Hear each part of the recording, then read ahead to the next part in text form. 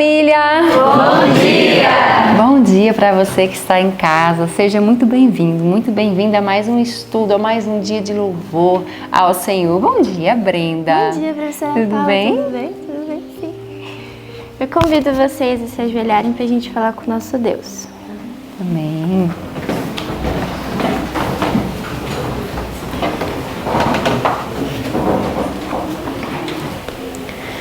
Querido Pai Celeste, obrigada a todos que estão aqui. Pai, obrigado por tudo que o Senhor fez. Vem pedir que o Senhor possa abençoar as pessoas que estão nos assistindo, nos acompanhando. Que o Senhor possa habitar na casa delas e na vida delas. Vem pedir que o Senhor possa nos dar um bom estudo e uma boa manhã e um bom dia. Perdoa nossos pecados e nossas falhas e obrigado por tudo que o Senhor fez por nós. Em nome de Jesus, amém. Amém. Amém. Como é bom adorar ao Senhor através do louvor, não é, Brenda? Você escolheu um hino bem lindo para a gente cantar nessa manhã? Sim, eu escolhi o hino 186, Ó Mestre, o mar se revolta. E com esse hino a gente pode aprender muitas coisas, que quando tiver tribulações nós podemos confiar em nosso Deus. Amém. Então vamos cantar com toda a alegria.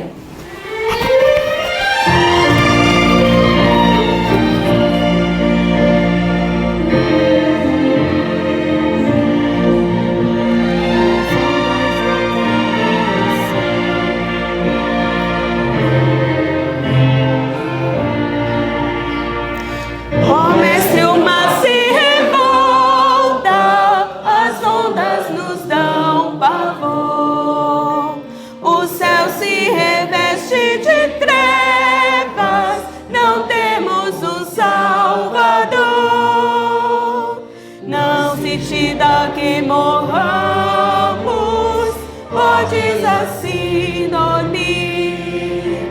Se a cada momento nos vemos, já prestes a submergir, as ondas atendem ao meu mandar. Sossegai, quer seja este revolto mar, a ira dos homens, o gênio do mal, nas águas não podem naufragar. Quem leva o Senhor, Rei do céu e mar, pois todos ouvem o meu mandar. Sossegai, sossegai, com você estou para vos salvar. Sim, sossegai. Mestre, na minha tristeza estou quase a sucumbir. A dor que perturba minha alma, eu peço-te, vem banir. De ondas o mar que me encobre, quem me fará sair? Pereço sem ti, ó meu mestre, vem logo, vem me acudir. As ondas atendem ao meu mandar. Sossegai, quer seja este revolto mar, a ira dos homens, o gênio do mal, tais águas não podem naufragar. Que leva o Senhor, Rei do céu e mar, pois todos ouvem o meu mandar. Sossegai, sossegai, convosco estou para vos salvar. Sim, sossegai. Mestre, chegou a bonança, em paz eis o céu e o mar. O meu coração goza calma, que não poderá findar. Fica comigo, meu mestre, dono da terra e céu, e assim chegarei bem seguro ao porto destino meu. As ondas atendem ao meu mandar. sossegai. Que seja este revolto mar, a ira dos homens, o gênio do mal, das águas não podem naufragar, que leva o Senhor, Rei do céu e mar. Pois todos ouvem o meu mandar, sossegai, sossegai, convosco estou para vos salvar, sim, sossegai.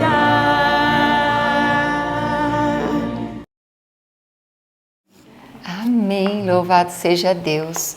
E para a gente ter sossego e paz, nada melhor do que guardar a palavra de Deus no coração, não é, Brenda? Sim. Qual é o verso que a gente vai entesourando essa semana no coração? Essa semana a gente vai entesourar o verso de Lucas 1:20. Então vamos no trem? Você conta para nós? Pode ser. 1, 2, 3. Lucas 1:20.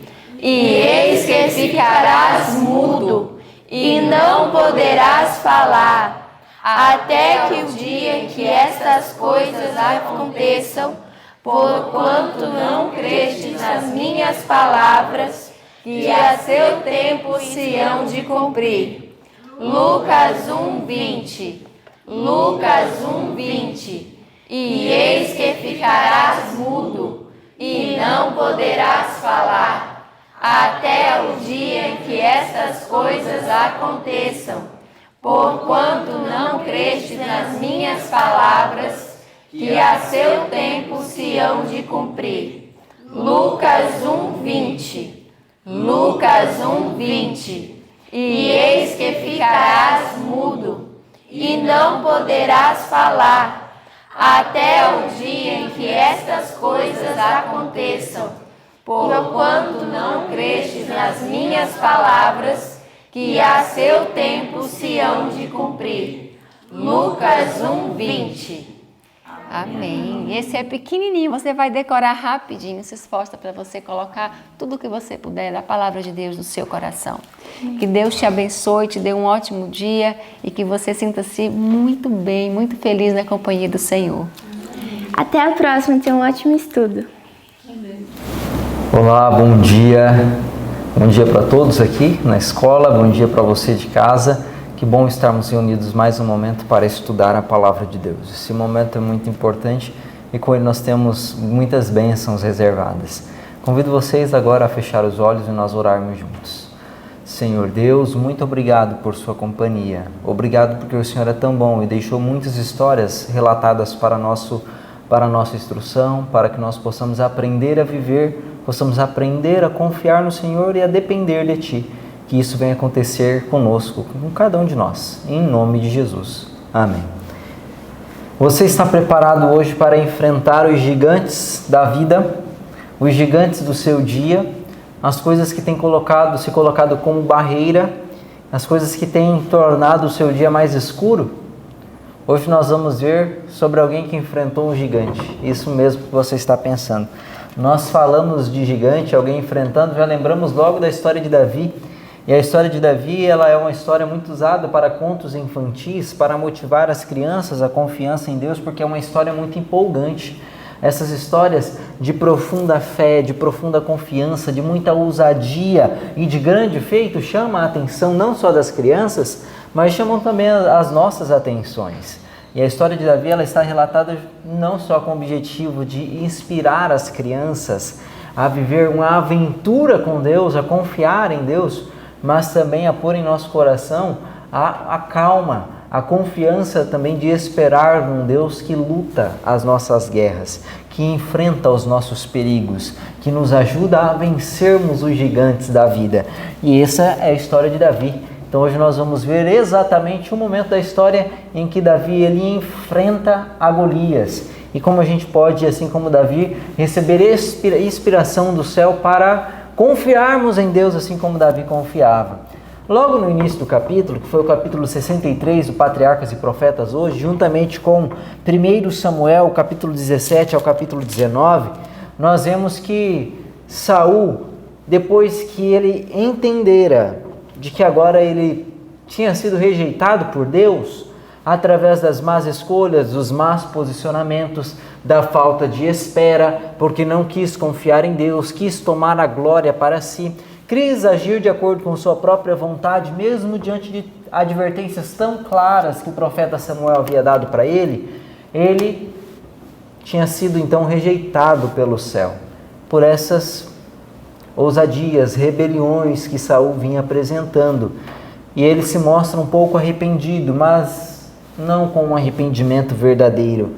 Não era um arrependimento verdadeiro que o levava a ansiar a presença de Deus, a se prostrar, a se humilhar diante de Samuel, a reconhecer qualquer coisa que seja. Não era. A gente vê isso nas conversas de Saul com Samuel, de que ele estava constantemente disposto a lançar a culpa dos seus erros, das suas falhas sobre o povo de Israel.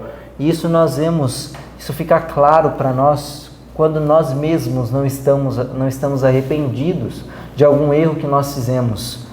Quando nós somos dispostos a nos justificar, compartilhando a culpa com outra pessoa, possivelmente é porque nós não estamos arrependidos verdadeiramente. Se apenas queremos um meio de nos justificar. E isso serve para nós pensarmos também.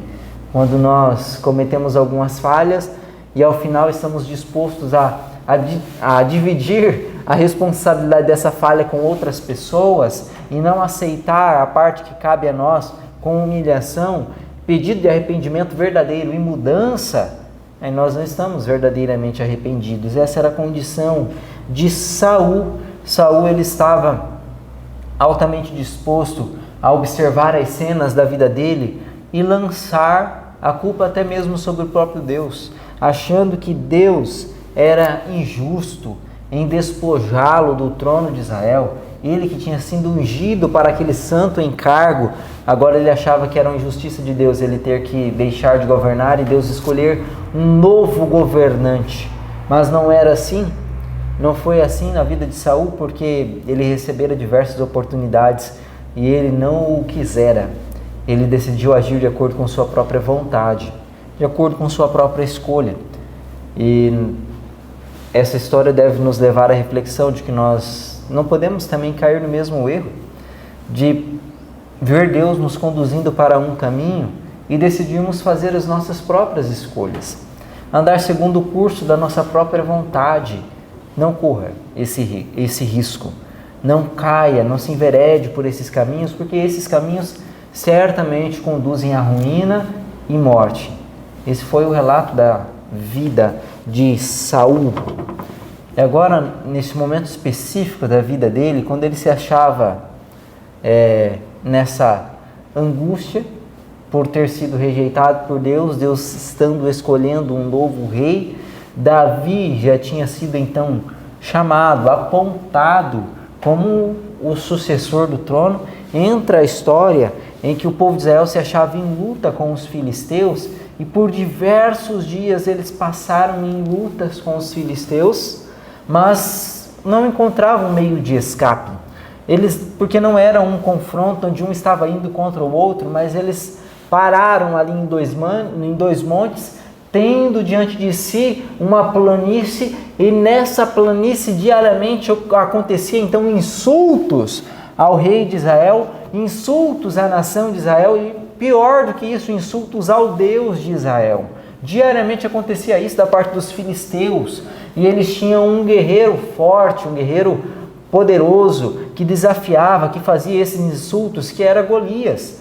Golias, que era o principal dos guerreiros dos filisteus, vinha todos os dias para afrontar ao Deus de Israel e afrontar até o exército de Israel, dizendo: não tem homem nesse exército, não tem quem vá pelejar contra mim, venha, me traga um homem para pelejar comigo, e se este homem me vencer, então todos os filisteus estarão sujeitos a vocês. Agora, se eu vencer, vocês estarão sujeitos a nós.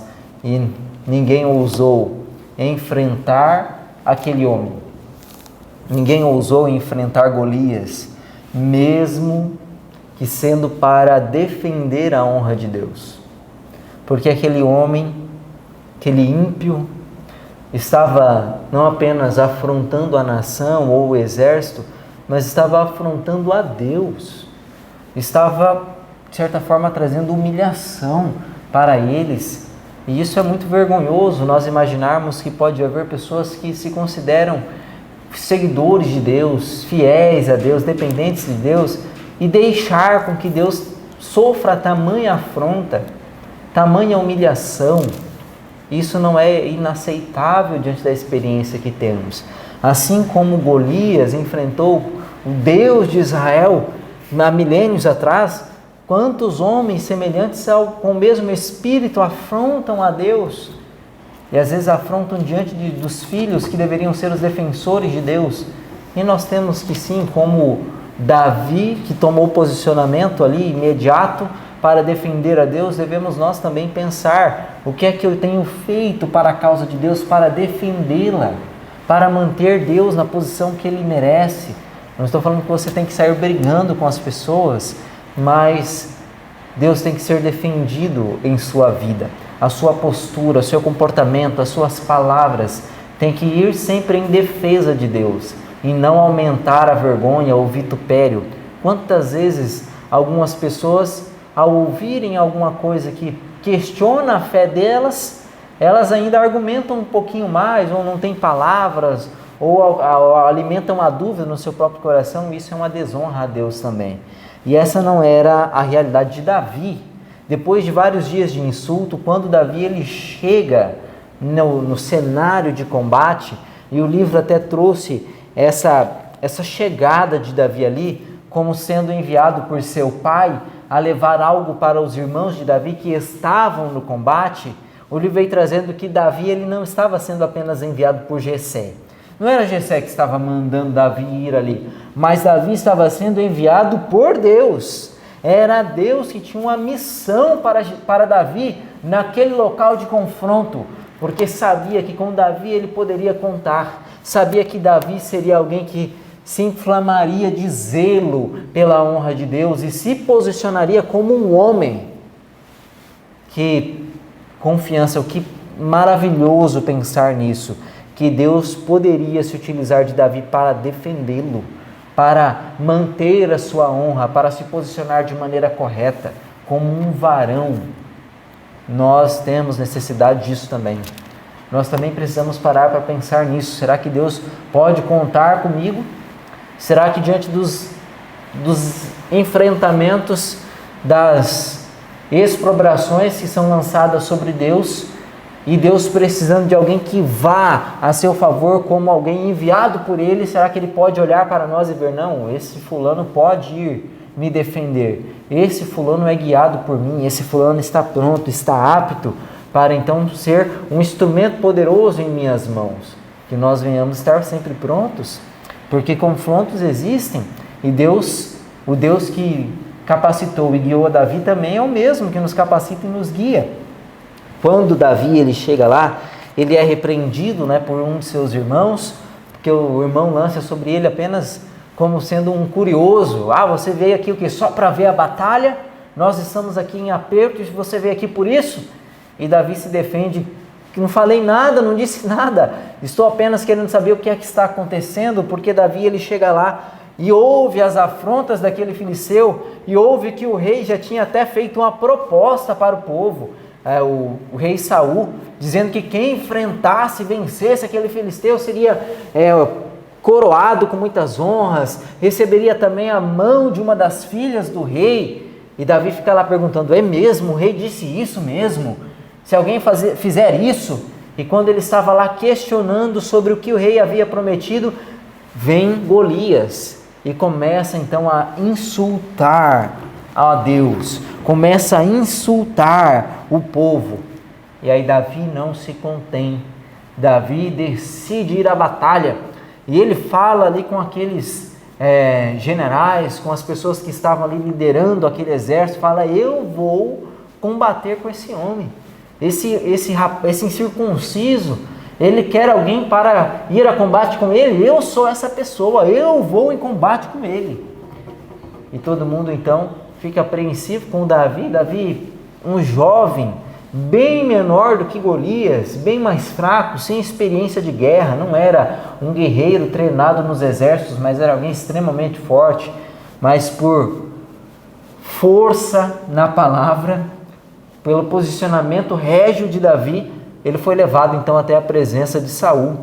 E Saul então pôde ver ali que aquele jovem, mesmo aparentemente não tendo nenhuma vantagem física, ele era alguém de muita coragem, ele era alguém de muita palavra, e ele se posiciona diante do rei: não, eu vou lá. Um homem como esse não vai insultar a Deus e ficará impune. Eu vou me posicionar contra esse homem. Fala que Saul tenta até desestimular ele um pouco ali, mas não tem jeito, não tem como convencer a Davi, porque ele estava certo de que Deus o havia chamado para uma obra. Deus o havia comissionado para algo, mesmo que fosse aparentemente impossível. Quem o tinha chamado era Deus. E isso é que nos dá certeza diante das batalhas da vida, diante do chamado que nós temos a enfrentar dia após dia na causa de Deus. É a certeza de quem nos chama é Deus. Se você perder essa certeza, você vai fraquejar.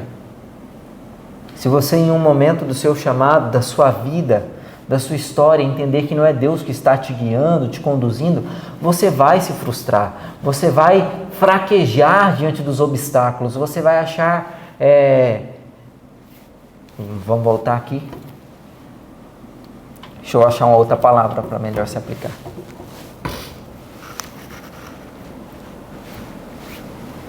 Se você então perder essa certeza de que Deus está conduzindo, você não vai ter a confiança, a ousadia de ir em defesa de Deus. Você vai ficar duvidoso, e a dúvida não vem de Deus. A dúvida não provém dele. Deus é um Deus de certeza. Ou é sim, sim, ou não, não. Deus disse e está dizido, como dizem algumas pessoas, num provérbio popular. Então, nós temos a plena confiança de seguir a orientação de Deus. Então você que foi chamado por Deus para algo, sente que Deus lhe chamou, sendo agora ou há muitos anos atrás, tente manter esse chamado sempre vivo em sua mente, para que isso seja uma salvaguarda para você, para que você se sinta constantemente alimentado por Deus, na confiança do chamado que Ele lhe fez. Assim estava Davi, então, resoluto, sem ter como mudar a cabeça daquele jovem. Tentam colocar a armadura sobre ele, tentam investir ele ali de equipamentos de segurança para a guerra, e Davi aceita, colocam, mas quando ele vai tentar andar, era pesado demais para ele, ele não tinha habilidade para se locomover com aquilo.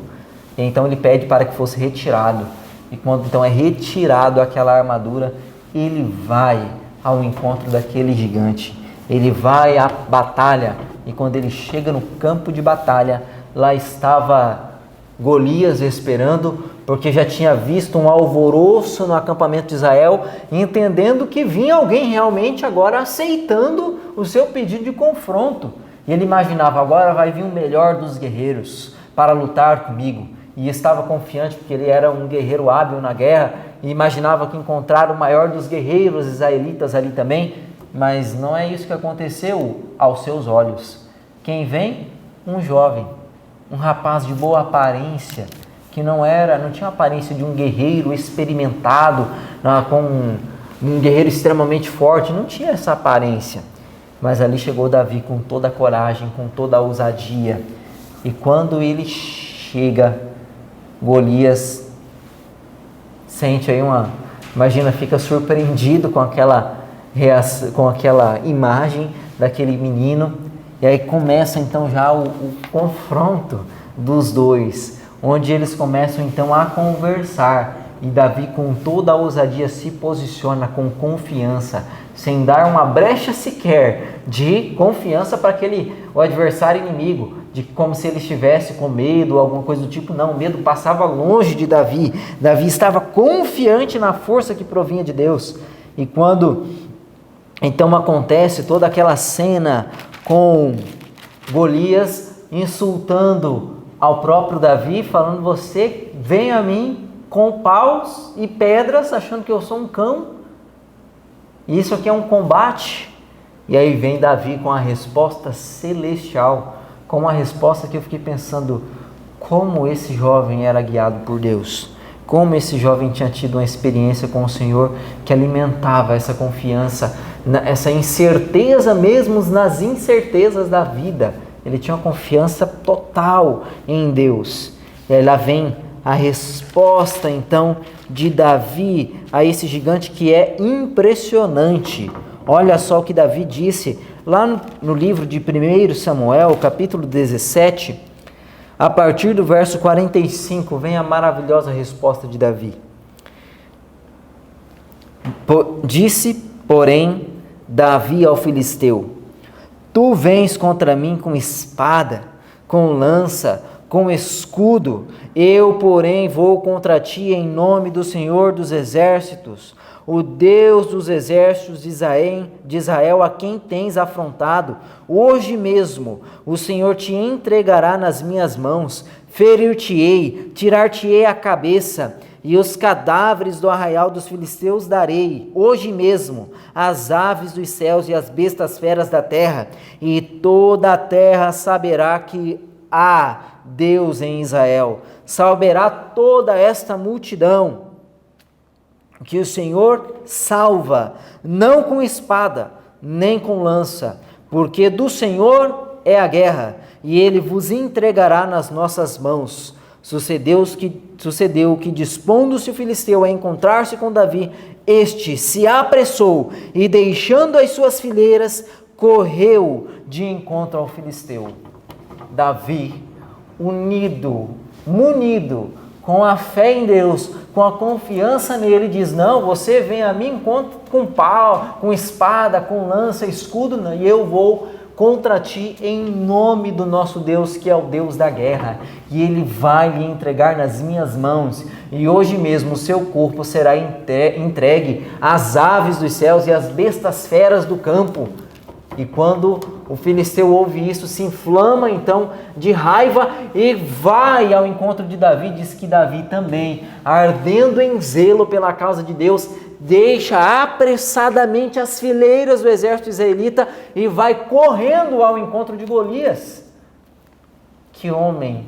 Olha só a experiência que Davi tinha, a confiança que esse jovenzinho tinha. E aí você conhece o restante da história, né?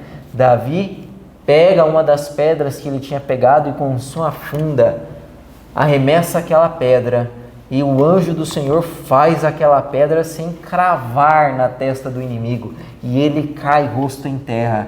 E após isso, vai Davi apressadamente, sem se deter um minuto sequer, e pega a espada do próprio Golias e o arranca a cabeça, e leva a cabeça consigo, né, para mostrar ao rei Saul. E daí vem a vitória de Israel sobre os filisteus. Que maravilhosa história de livramento. Não de livramento por causa de um homem. Não de livramento porque alguém era muito capaz. Livramento porque alguém ousou confiar em Deus. E a justificativa de Davi para Golias foi a respeito dos combates que Davi já havia enfrentado na vida. Quando ele vai falar então as palavras ali para Golias, ele diz: assim como Deus me fez favorável diante daquele leão e diante daquele urso, você também vai ser como um deles, que vai cair diante de mim também, porque Deus te entregará nas minhas mãos. Davi tinha confiança de que aquelas batalhas que ele já havia enfrentado ao proteger as ovelhas, tanto do leão quanto do urso, era Deus quem tinha entregue aqueles animais ferozes em suas mãos, e que não seria diferente com Golias, e não foi. Que confiança, que aprendizado podemos tirar nós dessa história. Confiar em Deus é sempre o melhor, é sempre mais seguro.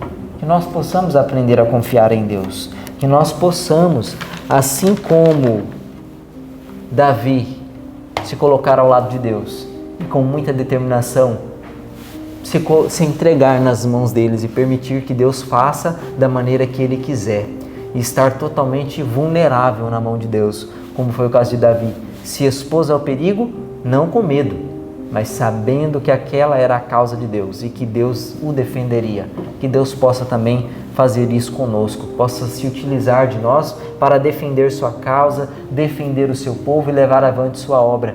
E que nós, com confiança, assim como Davi teve diante daquele gigante, nós possamos ter também diante dos gigantes da vida e nos posicionar com coragem para vencer as batalhas do Senhor através de seu poder e de sua presença conosco. Que Deus te abençoe nesse dia, que esse seja um dia de vitórias através da mão poderosa do Senhor. Vamos orar neste momento? Convido você a se ajoelhar aqui conosco e nós iremos clamar a Deus pedindo que a presença desse Deus que venceu Golias muitos anos atrás, vença também os grandes desafios que temos pela frente hoje em dia. Senhor nosso Deus, que nós possamos ter tamanha confiança, assim como Davi teve, confiar no Senhor com inteireza de coração, entregando a vida a Ti e ficando totalmente guardado em Suas mãos, que nós possamos entregar a nossa vida desta forma. Que o Senhor nos livre nesse dia de vários perigos e que nós possamos ousadamente defender a Sua causa nesse dia, em nome de Jesus. Amém. Que Deus o abençoe e que os gigantes do seu dia sejam vencidos pelo poder de Deus. Até amanhã.